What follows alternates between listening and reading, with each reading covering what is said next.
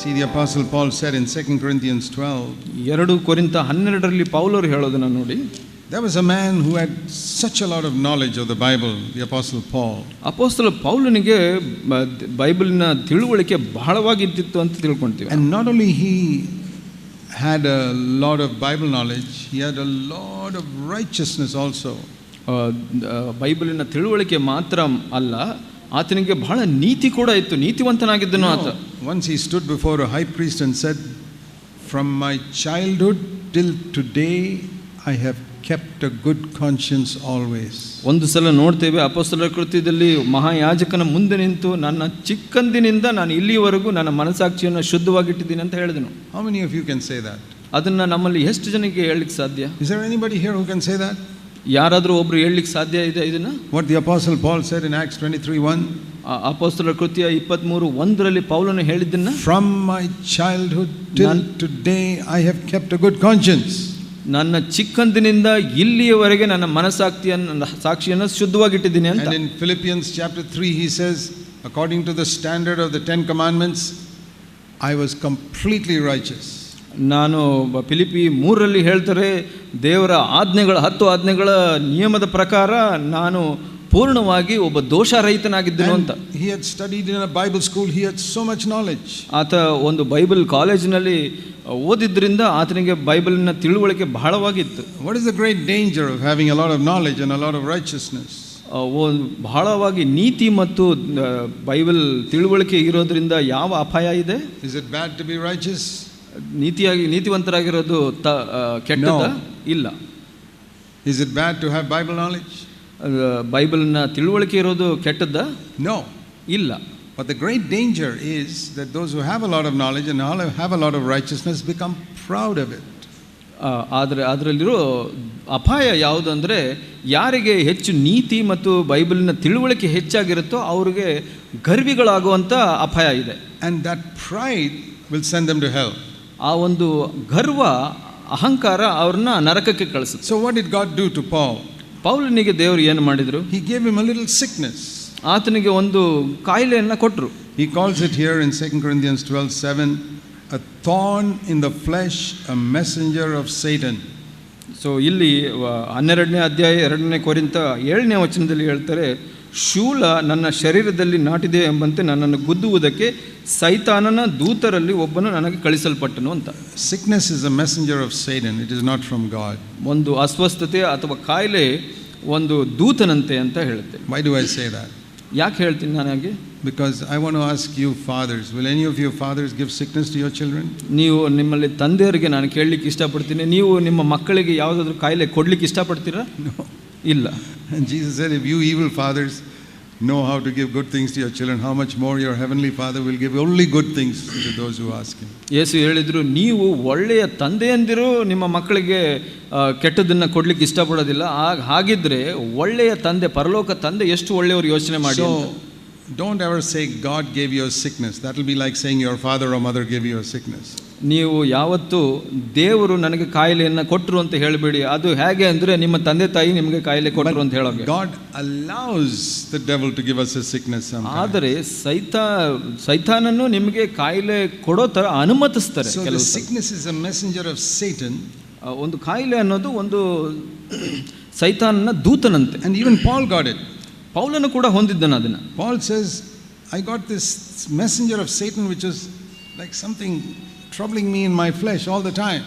ನನ್ನ ಶರೀರದಲ್ಲಿ ಬಹಳ ತೊಂದರೆ ಕೊಡ್ತಾ ಇದೆ ಈ ಸೈತಾನನ ದೂತ ಅಂತ ಪೌಲನು ಹೇಳಿದನು. It's like if a thorn gets into your foot, how difficult it is. ನಿಮ್ಮ ಕಾಲಿನಲ್ಲಿ ಒಂದು ಮುಳ್ಳು ಚುಚ್ಚಿಕೊಂಡ್ರೆ ಎಷ್ಟು ಕಷ್ಟ ಆಗುತ್ತೆ ಯೋಚನೆ ಮಾಡಿ. And if you can't take it out, ನಿಮಗೆ ಅದನ್ನು ತೆಗಿಲಿಕ್ಕೆ ಆಗಿಲ್ಲ ಅಂದ್ರೆ you have to limp and walk. We can't take out the thorn. ನೀವು ಮುಳ್ಳನ್ನ ತೆಗಿಲಿಕ್ಕೆ ಆಗದೆ ಇರೋದ್ರಿಂದ ನೀವು ಕುಂಟುತ್ತಾ ನಡಿಬೇಕಾಗುತ್ತೆ. Now this is not a physical thorn that he could take out easily. ಇಲ್ಲಿ ಪೌಲನು ಹೇಳೋದು ಒಂದು ಶಾರೀರಿಕ ಒಂದು ಮುಳ್ಳಾಗಿರಲಿಲ್ಲ. It was some type of sickness which only God could take out. ಅಲ್ಲಿ ಒಂದು ತರದ ಒಂದು ಕಾಯಿಲೆ ಆಗಿತ್ತು, ದೇವರೇ ತೆಗಿಬೇಕಾಗಿತ್ತು ಅದನ್ನ. And God allows sometimes some little problem like that to come into our life. ದೇವರು ಹಾಗೆ ಕೆಲವು ಸಲ ಈ ತರ ತೊಂದರೆಗಳು ಬರಲಿಕ್ಕೆ ಅನುಮತಿಸ್ತಾರೆ. It could be a financial difficulty, it could be a sickness, it could be some problem. ಅದು ಹಣದ ತೊಂದರೆ ಇರಬಹುದು, ಕೆಲವು ಕಾಯಿಲೆ ಇರಬಹುದು, ಅಥವಾ ಬೇರೆ ಏನಾದರೂ ಆಗಿರಬಹುದು. And it says in verse 8, he prayed 3 times, the Lord, take it away. ಇಲ್ಲಿ 8ನೇ ವಚನದಲ್ಲಿ ನೋಡ್ತೀವಿ, ಆತನು ಇದನ್ನು ತೆಗೆದುಬಿಡು ಸ್ವಾಮಿ ಅಂತ 3 ಸಲ ಪ್ರಾರ್ಥನೆ ಮಾಡಿದ್ದನ್ನ. Is there anything impossible for God? ದೇವರಿಗೆ ಯಾವುದಾದ್ರೂ ಕಷ್ಟ ಇದೆಯಾ? Why didn't God take it away? ಯಾಕೆ ದೇವರು ತೆಗಿಲಿಲ್ಲ ಅದನ್ನ? Why doesn't God take away some of those things which are troubling you? ಯಾಕೆ ದೇವರು ನಿಮಗೆ ತೊಂದರೆ ಕೊಡ್ತಾ ಇರೋ, ಕಷ್ಟ ಕೊಡ್ತಾ ಇರೋ ಕೆಲವನ್ನ ತೆಗಿತಾ ಇಲ್ಲ? You say, oh, it's because I'm such a bad person, that's why God doesn't take it away. ನೀವು ಹೇಳ್ಬೋದು, ನಾನು ಬಹಳ ಕೆಟ್ಟ ಮನುಷ್ಯ, ಅದರಿಂದ ದೇವರು ತೆಗಿತಾ ಇಲ್ಲ ಅಂತ. But Paul was not a bad person, he was one of the greatest servants of God in that time. ಆದರೆ ಪೌಲನ ಬಗ್ಗೆ ಯೋಚನೆ ಮಾಡಿ, ಆತನು ಕೆಟ್ಟ ಮನುಷ್ಯನಾಗಿರಲಿಲ್ಲ, ಆತನು ಅಂದು ಜೀವಿಸಿದ ಕ್ರೈಸ್ತರಲ್ಲಿ ಬಹಳ ಮುಖ್ಯವಾದನಾಗಿದ್ದಾನೆ. When your prayer is not answered, you think, oh, I must be so bad, that's why God doesn't answer my prayer. ನೀವು ಅನ್ಕೊಳ್ಬಹುದು, ನಿಮ್ಮ ಪ್ರಾರ್ಥನೆಗೆ ಉತ್ತರ ಸಿಗದೇ ಇದ್ದಾಗ, ಓ ನನಗೆ ಬಹಳ ಕೆಟ್ಟ ಮನುಷ್ಯ, ಅದರಿಂದ ನನಗೆ ಉತ್ತರ ಸಿಗಲಿಲ್ಲ ಅಂತ. The apostle Paul, he prayed and his prayer was not answered. ಇಲ್ಲಿ ಅಪೊಸ್ತಲ ಪೌಲನ ಬಗ್ಗೆ ನೋಡ್ತೀವಿ, ಆತ ಪ್ರಾರ್ಥನೆ ಮಾಡಿದ್ರು ಅದಕ್ಕೆ ಉತ್ತರ ಸಿಕ್ಕಲಿಲ್ಲ. It doesn't just say prayed. If you read verse 8, it says he entreated the Lord. That means he was fervently crying out, God help me. ಇಲ್ಲಿ 8ನೇ ವಚನನ ಓದಿದ್ರೆ ನಿಮಗೆ ಗೊತ್ತಾಗುತ್ತೆ, ಅಲ್ಲಿ 3 ಸಲ ಕರ್ತನನ್ನು ಬೇಡಿಕೊಂಡನು ಅಂತ. ಅಂದ್ರೆ ಅವನು ಕೂಗಿ ಕೇಳಿಕೊಂಡನು ದೇವರಿಗೆ. Desperate cry like a drowning man, please help me. ಒಬ್ಬ ಮುಳುಗುತ್ತಾ ಇರೋ ಒಬ್ಬ ಮನುಷ್ಯ ಕೂಗಿ ಕಿರ್ಚ್ಕೊಳ್ಳೋ ತರ ಆಯ್ತು. God said no. ಆದ್ರೆ ದೇವರು ಹೇಳಿದ್ರು ಇಲ್ಲ. He prayed again, God said no. ಆತ ಮತ್ತೆ ಪ್ರಾರ್ಥಿಸಿದನು, ದೇವರು ಇಲ್ಲ. He prayed again, God said no. ಆತ ಮತ್ತೆ ಪ್ರಾರ್ಥಿಸಿದನು, ದೇವರು ಇಲ್ಲ ಅಂತ ಹೇಳಿದ್ರು. Why did God say no? ಯಾಕೆ ದೇವರು ಇಲ್ಲ ಅಂತ ಹೇಳಿದ್ರು? Because Paul was in danger of becoming proud. ಯಾಕೆ ಅಂದ್ರೆ ಪೌಲ ಅಹಂಕಾರಿ ಆಗುವಂತ ಒಂದು ಸಂಭವ. He says that in verse 7, to save me from exalting myself. ಇಲ್ಲಿ 7ನೇ ವಚನದಲ್ಲಿ ಹೇಳುತ್ತೆ, ವಿಶೇಷವಾಗಿರುವುದರಿಂದ ನಾನು ಹೊಗಳಿಕೊಳ್ಳದೆ ಸುಮ್ಮನಿರುತ್ತೇನೆ, ನಾನು ನನ್ನನ್ನು ಅತಿಶಯವಾಗಿ ಹೆಚ್ಚಿಸಿಕೊಳ್ಳಬಾರದೆಂದು ಅಂತ ಹೇಳುತ್ತೆ. Now if I were to ask you a question, ನಾನು ನಿಮಗೆ ಒಂದು ಪ್ರಶ್ನೆ ಕೇಳೋದಾದ್ರೆ, please answer it honestly. ಅದನ್ನ ಪ್ರಾಮಾಣಿಕವಾಗಿ ಉತ್ತರಿಸಿ. Are you in danger of exalting yourself over other believers? ನೀವು ನಿಮ್ಮನ್ನ ಬೇರೆಯವರಿಗಿಂತ ಎತ್ತಿಸೋ ವಿಷಯದಲ್ಲಿ ಅಪಾಯದಲ್ಲಿದ್ದೀರಾ? Are you in danger of thinking that you are better than other believers in your church? ನಿಮ್ಮ ಸಭೆಯಲ್ಲಿ ಬೇರೆ ವಿಶ್ವಾಸಿಗಳಿಗಿಂತ ನಾನು ಉತ್ತಮವಾದವನ್ನು ಅನ್ಕೊಳ್ಳುವಂತ ಭಯದಲ್ಲಿದ್ದೀರಾ, ಅಪಾಯದಲ್ಲಿದ್ದೀರಾ? Becoming proud. ನೀವು ಅಹಂಕಾರಿಗಳಾಗ್ತಾ ಇದ್ದೀರಾ ಹಾಗೆ? And if you say no, I'm not in such danger, ನೀವು ಹೇಳಿದ್ರೆ ಇಲ್ಲ ಆ ಥರ ಅಪಾಯದಲ್ಲಿ ನಾನು ಇಲ್ಲ ಅಂತ ಹೇಳಿದ್ರೆ, then I want to tell you, you are in the biggest danger of all. ನಾನು ಹೇಳ್ತೀನಿ, ನೀವು ಬಹಳ ದೊಡ್ಡ ಅಪಾಯದಲ್ಲಿದ್ದೀರಾ. Because the apostle Paul was in that danger. Where are you and I? ಯಾಕೆ ಅಂದರೆ ಅಪೊಸ್ತಲ ಪೌಲನೇ ಆ ಅಪಾಯದಲ್ಲಿ ಇರಬೇಕಾದ್ರೆ ನಾನು ನೀವು ಎಲ್ಲಿರ್ತೀವಿ? I want to say to all of you, ನಾನು ಪ್ರತಿಯೊಬ್ಬರಿಗೂ ಹೇಳಲಿಕ್ಕೆ ಇಷ್ಟಪಡ್ತೇನೆ, we are all in danger all the time of exalting ourselves. ನಾವು ಎಲ್ಲರೂ ಪ್ರತಿ ಸಮಯದಲ್ಲೂ ನಮ್ಮನ್ನ ಬೇರೆಯವರಿಂದ ಎತ್ತಿಸ್ಕೊಳ್ಳೋ ಅಪಾಯದಲ್ಲಿ ಇರ್ತೀವಿ. Looking down on others. ಬೇರೆಯವ್ರನ್ನ ತಗ್ಗಿಸಿ ನೋಡೋದ್ರಲ್ಲಿ. Jesus said that parable, no? He said this parable is especially for those who look down on others. ಅಲ್ಲಿ ಆ ಒಂದು ಸಾಮ್ಯವನ್ನು ಹೇಳಿದ್ದನ್ನು ನಾವು ನೋಡಿದ್ವಿ. ಯೇಸು ಹೇಳಿದ್ರು, ಇದನ್ನ ಪ್ರತ್ಯೇಕವಾಗಿ ಯಾರು ಕೆಲವರನ್ನ ದೂಷಣೆಯಿಂದ ನೋಡ್ತಾರೋ ಅವರಿಗೋಸ್ಕರ ಅಂತ. Do you think a prostitute here is in danger of looking down on others? ನೀವು ಯೋಚನೆ ಮಾಡ್ತಿರೋ ಒಬ್ಬ ವ್ಯಭಿಚಾರಿಣಿ ಬೇರೆಯವ್ರನ್ನ ತಗ್ಗಿಸಿ ನೋಡ್ತಾಳೆ ಅಂತ? ಇಲ್ಲ, ಆಕೆ ಆ ಅಪಾಯದಲ್ಲಿ ಇಲ್ಲ. Only some elder brother in a church or a bishop or somebody who is in danger of looking down on others. ಅದು ಆಕೆಗೆ ಸಾಧ್ಯ ಇಲ್ಲ ಅದು. ಆದರೆ ಯಾರೋ ಒಬ್ಬ ಬಿಷಪ್, ಒಬ್ಬ ಸಭೆಯ ಹಿರಿಯನಿಗೆ ಆ ಅಪಾಯ ಇದೆ. Because they have so much knowledge. ಯಾಕೆ ಅಂದ್ರೆ ಅವರಿಗೆ ತಿಳುವಳಿಕೆ ಇದೆ ಹೆಚ್ಚಾಗಿ. Or they think they have so much righteousness. ಯಾಕೆಂದ್ರೆ ಅವರು ಅನ್ಕೊಂತಾರೆ ನಾನು ನೀತಿವಂತನು ಅಂತ. That poor prostitute has got no knowledge and no righteousness also. ಆ ಒಂದು ವ್ಯಭಿಚಾರಣಿಗೆ ಒಂದು ತಿಳುವಳಿಕೆ ಆಗಲಿ ಒಂದು ಸ್ವನೀತಿಯಾಗಿ ಇಲ್ಲ. So does God want you to be like a prostitute? ದೇವರು ನಿಮಗೆ ವ್ಯಭಿಚಾರಣಿಯಾಗಿ ಇರಬೇಕು ಅಂತ ಬಯಸ್ತಾರ? ಇಲ್ಲ. He wants you to be holy but humble. ದೇವರು ನೀವೆಲ್ಲ ಪವಿತ್ರರಾಗಬೇಕು ಅಂತ ಬಯಸ್ತಾರೆ, ಆದರೆ ದೀನರು ಆಗಿರಬೇಕು. Is that possible? ಆದರೆ ಅದು ಸಾಧ್ಯ ಇದೆಯಾ? What do you think? ಏನು ಯೋಚನೆ? Is it possible to be the holiest, wisest brother in your church and also to be the humblest? ಇದು ಸಾಧ್ಯ ಇದೆಯಾ? ಯೋಚನೆ ಮಾಡಿ. ನಿಮ್ಮ ಸಭೆಯಲ್ಲಿ ನೀವು ಅತಿ ಪವಿತ್ರರಾಗಿ ಮತ್ತು ಅತಿ ದೀನರಾಗಿ ಇರುವಂಥ ಸಾಧ್ಯತೆ ಇದೆಯಾ ನಿಮ್ಮ ಸಭೆಯಲ್ಲಿ? Very difficult. ಆದರೆ ಕಷ್ಟ ಇದೆ ಅದು. But we know it's possible. ಆದರೆ ಅದು ಅಸಾಧ್ಯ ಅಲ್ಲ, ಸಾಧ್ಯ ಇದೆ. Because Jesus was like that. ಯಾಕೆ ಅಂದರೆ ಯೇಸು ಹಾಗಿದ್ರು. He was the holiest and wisest, and yet he was also the humblest. ಯಾಕೆ ಅಂದರೆ ಯೇಸು ಪವಿತ್ರರಾಗಿದ್ರು ಮತ್ತು ದೀನರಾಗಿದ್ರು, ಆದರೂ ಅವರು ದೀನರಾಗಿದ್ರು. But even Paul found it difficult. ಆದರೆ ಪೌಲನಿಗೆ ಅದು ಕಷ್ಟ ಆಯಿತು. So God had to help him by giving him a little sickness. ಆಗ ಪೌಲನಿಗೆ ದೇವರು ಒಂದು ಕಾಯಿಲೆಯನ್ನು ಕೊಟ್ಟು ಅದನ್ನು ನಿಯಂತ್ರಿಸಬೇಕಾಗಿತ್ತು. God has to help you by giving you little financial difficulty. ದೇವರು ನಿಮಗೆ ಒಂದು ಹಣದ ಕೊರತೆಯನ್ನ ಕಷ್ಟವನ್ನು ಕೊಟ್ಟು ಸಹಾಯ ಮಾಡಬೇಕಾಗಿದೆ. God has to help you by giving you a difficult boss. ನಿಮಗೆ ಒಬ್ಬ ಕಷ್ಟಕರವಾದ ಯಜಮಾನನನ್ನ ಕೊಟ್ಟು ನಿಮಗೆ ಸಹಾಯ ಮಾಡಬೇಕಾಗಿದೆ. Or a difficult wife or a difficult husband. ಒಬ್ಬ ಕಷ್ಟಕರ ಗಂಡನಿರಬಹುದು ಅಥವಾ ಹೆಂಡತಿ ಇರಬಹುದು. That is God's way of helping you to humble yourself. ಅದು ದೇವರು ನಿಮಗೆ ಸಹಾಯ ಮಾಡುವಂಥ ಒಂದು ವಿಧಾನ, ನೀವು ತಗ್ಗಿಸ್ಕೊಳ್ಳಿಕ್ಕೆ. You know, I have seen people who boast about how good their children are. ನಾನು ನೋಡಿದ್ದೀನಿ ಕೆಲವರು ತಮ್ಮ ಮಕ್ಕಳ ಬಗ್ಗೆ ಗರ್ವ ಪಡ್ತಾರೆ, ಎಷ್ಟು ಒಳ್ಳೆಯವರು ಅಂತ. Then one of their children go astray. ಅವ್ರು ಒಂದು ದಿವಸ ಒಂದು ಮಗು ದೂರ ಹೋಗ್ಬಿಡುತ್ತೆ. Then they become humble. ಆವಾಗ ಅವರು ದೀನರಾಗ್ಬಿಡ್ತಾರೆ. But why wait till that happens? ಯಾಕೆ ಅದು ಆಗೋವರೆಗೆ ಕಾಯಬೇಕು? When your children are doing well, why not humble yourself and say, that is God's mercy, it's got nothing to do with me.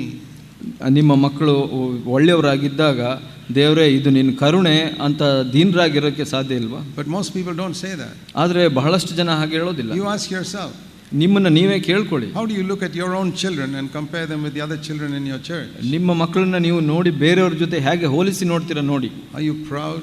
ನೀವು ಅಹಂಕಾರ ಪಡ್ತೀರಾ? My children are well behaved compared to other children. ಬೇರೆ ಮಕ್ಕಳಿಗಿಂತ ನಮ್ಮ ಮಕ್ಕಳು ಚೆನ್ನಾಗಿ ನಡ್ಕೊಳ್ತಾರೆ ಅಂತ. You be careful. ನೀವು ಜಾಗೃತಿಯಾಗಿರಿ. God will humble you in some way. ದೇವರು ಯಾವುದೋ ಒಂದು ರೀತಿಯಲ್ಲಿ ನಿಮ್ಮನ್ನ ತಗ್ಗಿಸ್ತಾರೆ. God hates proud people. ಯಾಕಂದ್ರೆ ದೇವರು ಅಹಂಕಾರಿಗಳನ್ನ ಎದುರಿಸ್ತಾರೆ. He doesn't hate the prostitute.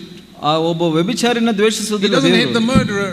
ಒಬ್ಬ ಕೊಲೆಗಾರನ ದ್ವೇಷಿಸೋದಿಲ್ಲ ದೇವರು. But he resists proud people.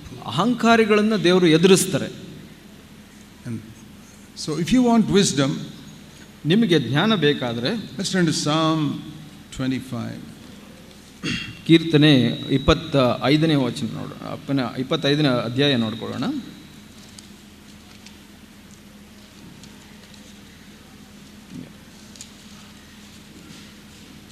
And verse 9. 9ನೇ ವಚನ. It says in the last part, he teaches the humble his way.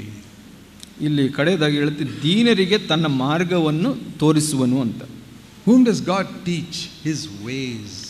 ಯಾರಿಗೆ ದೇವರು ತನ್ನ ಮಾರ್ಗಗಳನ್ನು ತೋರಿಸ್ತಾನೆ? Not clever people, ಬುದ್ಧಿವಂತರಿಗಲ್ಲ, not rich people, ಐಶ್ವರ್ಯವಂತರಿಗಲ್ಲ, but humble people. ಆದರೆ ದೀನರಿಗೆ ಅಂತ ಹೇಳುತ್ತೆ. Do you understand now why you have not understood God's ways? ಇವಾಗ ನಿಮಗೆ ಗೊತ್ತಾಗುತ್ತಾ ಯಾಕೆ ದೇವರ ಮಾರ್ಗ ನಿಮಗೆ ಗೊತ್ತಾಗಲಿಲ್ಲ ಅಂತ? Maybe you are proud of something in your life. ಯಾವುದೋ ಒಂದು ವಿಷಯದಲ್ಲಿ ನಿಮಗೆ ಅಹಂಕಾರ ಇದೆ, ಅದರಿಂದ. Maybe you compare yourself with other believers. ನೀವು ನಿಮ್ಮನ್ನ ಬೇರೆ ವಿಶ್ವಾಸಿಗಳ ಜೊತೆ ಹೋಲಿಸಿ ನೋಡಿರಬಹುದು. You know, it's very easy to be proud. ನಾವು ಅಹಂಕಾರಿಗಳಾಗೋದು ಬಹಳ ಸುಲಭ. Even if you sisters can cook a meal and somebody appreciates that, saying that was a really good meal. ನೀವು ಸಹೋದರಿಯರು ನೀವು ಮಾಡಿದ ಅಡುಗೆಯನ್ನು ಬೇರೆಯವರು ಮೆಚ್ಚಿಕೊಂಡ್ರೆ ಅದರಲ್ಲೂ ಅಹಂಕಾರ ಪಡುವಂತ ಸಾಧ್ಯತೆಗಳಿದೆ. And you can become proud and God begins to resist you after that. ನೀವು ಅಹಂಕಾರಿ ಆಗಿದ ತಕ್ಷಣ ದೇವರು ನಿಮ್ಮನ್ನ ವಿರೋಧಿಸಲಿಕ್ಕೆ ಎದುರಿಸಲಿಕ್ಕೆ ಪ್ರಾರಂಭಿಸ್ತಾರೆ. And you face a problem which that other sister who cannot cook well does not face. ನಿಮಗೆ ಯಾವ ತೊಂದರೆ ಎದುರಾಗುತ್ತೆ ಅಂದರೆ ಆ ಒಂದು ಇನ್ನೊಬ್ಬ ಸಹೋದರಿ ಸರಿಯಾಗಿ ಅಡುಗೆ ಮಾಡಲಿಕ್ಕೆ ಬರೋಲ್ಲ, ಆಕೆ ಎದುರಿಸದೇ ಇರೋ ಸಮಸ್ಯೆ ನಿಮಗೆ ಬರುತ್ತೆ. I'm not saying therefore you should cook badly. ನಾನು ಹೇಳ್ತಾ ಇರೋದು ನೀವು ಕೆಟ್ಟದಾಗಿ ಅಡುಗೆ ಮಾಡಬೇಕು ಅಂತಲ್ಲ. But whatever we do, ನಾವು ಏನೇ ಮಾಡಿದ್ರು we need to humble ourselves and say, Lord, that is your ability you have given me. It's not my own ability. ದೇವರೇ, ಇದು ನೀನು ಕೊಟ್ಟ ಸಾಮರ್ಥ್ಯ, ಅದು ನನ್ನಿಂದ ಹುಟ್ಟಿದ್ದಲ್ಲ ಅಂತ ಹೇಳಬೇಕು. I have seen through 53 years of being a believer one truth. ನಾನು ಒಂದು ಸತ್ಯವನ್ನು ತಿಳ್ಕೊಂಡಿದ್ದೀನಿ ಈ 53 ವರ್ಷಗಳ ಕಾಲ ವಿಶ್ವಾಸಿಗಳಾಗಿ. Most of the preachers I have heard have no anointing of the Holy Spirit. ನಾನು ಕೇಳಿದಂಥ ಬಹಳಷ್ಟು ಹೆಚ್ಚಿನ ಅಂಶ ಪ್ರಸಂಗಿಗಳಿಗೆ ಪವಿತ್ರಾತ್ಮನ ಒಂದು ಅಭಿಷೇಕ ಇಲ್ಲದೆ ಇರೋ, because God blesses them a little bit, they become proud. ದೇವರು ಬಹಳ ಸಣ್ಣದಾಗಿ ಅವರನ್ನು ಆಶೀರ್ವದಿಸ್ತಾರೆ, ಅವರು ಅಹಂಕಾರಿಗಳಾಗ್ತಾರೆ. One message, God really anoints them, they give a powerful word. ಅವರು ಒಂದು ಪ್ರಸಂಗವನ್ನು ಕೊಡ್ತಾರೆ, ದೇವರು ನಿಜವಾಗಿ ಅಭಿಷೇಕಿಸ್ತಾರೆ, And God resists them after that. For the next 100 times they are useless. ಅವರು ಅಹಂಕಾರಿಗಳಾದಾಗ ದೇವರು ಅವ್ರನ್ನ ಎದುರಿಸ್ತಾರೆ, ಅವರು ಮತ್ತೆ ಮುಂದಿನ 100 ಪ್ರಸಂಗದಲ್ಲಿ ಅವರಿಗೆ ದೇವರ ಅಭಿಷೇಕ ಇರೋದಿಲ್ಲ. Then after many failures they humble themselves again. ಬಹಳಷ್ಟು ಸೋಲಿನ ನಂತರ ಅವರು ತಮ್ಮನ್ನು ತಾವು Then God blesses them. ಮತ್ತೆ ದೇವರು ಅಭಿಷೇಕ, And again they become proud. ಮತ್ತೆ ಅವರು ಅಹಂಕಾರಿಗಳಾಗ್ತಾರೆ. And for the next many years God is their enemy again. ಬಹಳಷ್ಟು ವರ್ಷಗಳ ಕಾಲ ನಂತರ ದೇವರು ಅವರಿಗೆ ವಿರೋಧಿಯಾಗಿರ್ತಾರೆ. Why should it be like that? ಯಾಕೆ ಹಾಗಿರಬೇಕು? Why not value every brother and sister as precious to God? ಎಲ್ಲ ಸಹೋದರ ಸಹೋದರಿಯರು ದೇವರಿಗೆ ಪ್ರಮುಖವಾದರು, ಅಮೂಲ್ಯವಾದವರು ಅಂತ ಯಾಕೆ ನೆನೆಸಬಾರ್ದು? If you are better than them, give the glory to God. ನೀವು ಅವರಿಗಿಂತ ಉತ್ತಮರಾಗಿದ್ದರೆ ದೇವರಿಗೆ ಮಾತ್ರ ಮಹಿಮೆ ಕೊಡಿ. If you know the Bible better than them, give the glory to God. ನಿಮಗೆ ಅವರಿಗಿಂತ ಬೈಬಲ್ ತಿಳುವಳಿಕೆ ಹೆಚ್ಚಿದ್ರೆ ದೇವರಿಗೆ ಮಹಿಮೆ ಕೊಡಿ. If your children are better behaved than other people's children, give the glory to God. ನಿಮ್ಮ ಮಕ್ಕಳು ಪರರ ಮಕ್ಕಳಿಗಿಂತ ಉತ್ತಮರಾಗಿದ್ದರೆ ದೇವರಿಗೆ ಮಾತ್ರ ಮಹಿಮೆ ಕೊಡಿ. You know what will happen? ಅದರಿಂದ ಏನಾಗುತ್ತೆ ಗೊತ್ತಾ? You will keep on increasing in wisdom. ನೀವು ಹೆಚ್ಚೆಚ್ಚು ದೇವರ ಜ್ಞಾನದಲ್ಲಿ ಬೆಳಿತೀರ. You will build a wonderful house finally by the end of your life. ನಿಮ್ಮ ಜೀವಿತದ ಕಡೆಗೆ ನೀವು ಒಳ್ಳೆಯ ಮನೆಯನ್ನು ಕಟ್ತೀರ. You will understand so much of God's ways because He teaches the humble His way, it says here. ಈ ವಚನದಲ್ಲಿ ಹೇಳೋ ಹಾಗೆ ದೇವರು ತನ್ನ ಮಾರ್ಗವನ್ನು ಕಲಿಸ್ಕೊಡ್ತಾರೆ. ಯಾಕೆಂದ್ರೆ ದೀನರಿಗೆ ದೇವರು ತನ್ನ ಮಾರ್ಗವನ್ನು ತೋರಿಸ್ತಾರೆ.